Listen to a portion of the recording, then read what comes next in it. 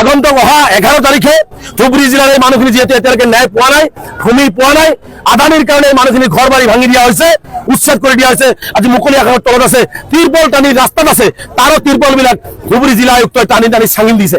ধুবুৰী জিলা আয়ুক্ত কোনে অধিকাৰ দিলে যে এজন সাধাৰণ দুখীয়া শ্ৰেণীৰ ঘৰ ভাঙি মানুহবিলাক তিৰপল টানি ছিঙিবৰ কাৰণে? তেওঁৰ ল'ৰা ছোৱালী নাই, তেওঁৰ মাক দেউতাক নাই, তেওঁলোকৰ পৰিয়ালৰ যদি এই অৱস্থা হলহেঁতেন তেওঁলোকে কি কৰিলেহেঁতেন? গতিকে ধুবুৰী জিলা আয়ুক্তগৰাকীক স্পষ্টভাৱে সকীয়াই দিছো, যদি আপুনি এনেকুৱা ধৰণৰ হিমন্ত বিশ্ব চুতলি মমতাই আপুনি হিটলাৰী শাসন চলায়, ধুবুৰী জিলাও কিন্তু স্তব্ধ কৰি দিয়া হ'ব গণতান্ত্ৰিক আন্দোলনৰ জৰিয়তে। আৰু অহা 11 তাৰিখে এইসকল মানুহক পুনৰ সংস্থাপনৰ দাবীত ধুবুৰী জিলাৰ বিলাসীপাৰাত গণবিক্ষোভ কাৰ্যসূচী লৈ লক্ষাধিক মানুহেৰে আমি প্ৰতিবাদ সাব্যস্ত কৰি এই মানুহখিনিক অধিকাৰ দিয়াৰ বাবে আমি ৰাজপথত ওলাই আহিম। আজি 10 দিনৰ পৰা ছাত্ৰমুক্তি সংগ্ৰাম সমিতি, কৃষক মুক্তি সংগ্ৰাম সমিতি, বিশেষকৈ ধুবুৰী জিলাৰ বিলাসীপাৰাত যি উচ্ছেদ হৈছে, এই উচ্ছেদিত পৰিয়ালসকলক ন্যায় প্ৰদানৰ বাবে, তেওঁলোকৰ ভূমিহীন মানুহখিনি ভূমি প্ৰদানৰ বাবে আৰু যিখিনি অন্যায় চৰকাৰে কৰিলে তাৰ প্ৰতিবাদত তেওঁলোকে আজি অৱস্থান ধৰ্মঘট কাৰ্যসূচী ৰূপায়ণ কৰিছে। আৰু দেখিছোঁ ইয়াত জিলা প্ৰশাসনে কোনো ধৰণৰ গুৰুত্ব দিয়া নাই। আৰু আজি আমি আহিছোঁ তেওঁলোকৰ এই যি ধৰ্ণা কাৰ্যসূচী ৰূপায়ণ কৰি আছিল, আমিও তেওঁলোকৰ লগত সমভাগী। আমি যদি সমগ্ৰ অসমতে আন্দোলন কৰি আহিছোঁ আৰু তেওঁলোকৰ যিহেতু একেই ইছ্যুত লৈ আন্দোলন কৰি আছে, গতিকে সেই আন্দোলনত আমাৰ পূৰ্ণ সমৰ্থন আছে।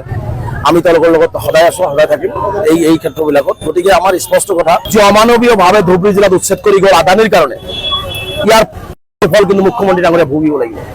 মুখ্যমন্ত্ৰী ডাঙৰীয়াৰ পৰা আপোনালোকে দেখিছে যে আৱেগিক পৰিৱেশ, মানুহৰ যি কান্দোনৰ ৰোল, মুখ্যমন্ত্ৰীৰ পৰা এটা বস্তু বিচাৰিছে যে আমাৰ ভূমি দিব লাগে।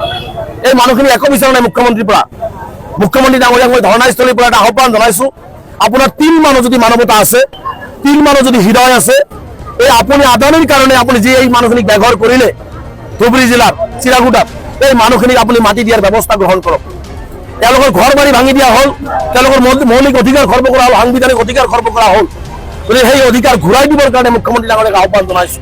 অন্যথাই মুখ্যমন্ত্ৰী ডাঙৰীয়া আন্দোলনৰ সন্মুখীন হ'বই, অসমৰ মুখ্যমন্ত্ৰীয়ে আন্দোলনৰ সন্মুখীন হ'বই, কিন্তু ৰাজনৈতিকভাৱে কিন্তু মুখ্যমন্ত্ৰীয়ে ভুগিব লাগিব, এই চৰকাৰখনে ভুগিব লাগিব, এইটোৱে স্পষ্ট।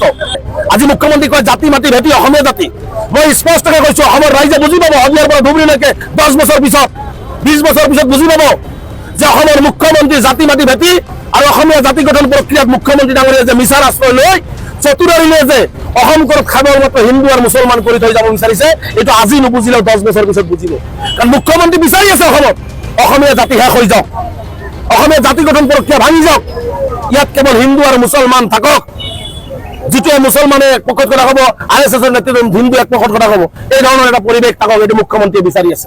আৰু এইটো মুখ্যমন্ত্ৰী বিচৰাটো অসমৰ অসমীয়া ৰাইজৰ কাৰণে কিন্তু ভাল লক্ষণ নহয়, শুভ লক্ষণ। আজি নহ'লেও পিছত কিন্তু অসমৰ ৰাইজে আমি সকলোৱে বুজি পাম যে মুখ্যমন্ত্ৰীৰ চতুৰ আৰু নিজৰ অস্তিত্ব ৰক্ষাৰ কাৰণে মুখ্যমন্ত্ৰী অসমীয়া ৰাইজক কেনেকে বিকি পেলাই, কেনেকে অসমৰ ৰাইজক ধ্বংস কৰিলে, এইটো আমি সকলোৱে বুজি পাম, উপলব্ধি কৰিম। গতিকে এইখিনি উপলব্ধি হোৱাৰ আগতে অসমৰ ধৰ্ম নিৰপেক্ষসকলৰ ৰাইজক আহ্বান জনাইছোঁ যে এই অমানৱীয় উচ্ছেদৰ বিৰোধিতা কৰক।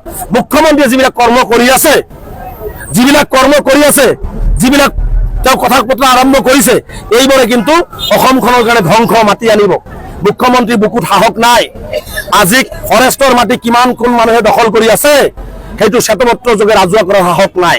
কাৰণ পাইকানত যিটো ফৰেষ্টত উচ্ছেদ কৰিছে সেইটো ফৰেষ্ট নহয়। মুখ্যমন্ত্ৰীক মই চেলেঞ্জ কৰিছোঁ, এইটো ৰাজহুৱা। আৰু আজি ধৰ্ণাস্থলীৰ পৰা আমি দাবী উত্থাপন কৰিছোঁ, যিসকলৰ ভূমি নাই, ভূমিহীন মানুহ, তেওঁলোকক ভূমি দিয়াৰ ব্যৱস্থা গ্ৰহণ কৰিব লাগে। আৰু চৰকাৰে যদি ক'ৰবাত ভূমি ল'ব লগা আছে, আমি কৈছোঁ উচ্ছেদ বিৰোধী আমি নহয়, কিন্তু আলোচনাৰ জৰিয়তে মুখ্যমন্ত্ৰী পিছফালে দি পুলিচ লগাই কৰি কিয়? মুখ্যমন্ত্ৰী আগেদি সন্মুখেদি আহি আলোচনা কৰি ভূমিহীন মানুহক ভূমি দিয়াৰ ব্যৱস্থা গ্ৰহণ কৰক। 30 লাখতকৈ অধিক মানুহ ব্ৰহ্মপুত্ৰৰ কবলত গৃহহীন হৈছে, 20 লাখতকৈ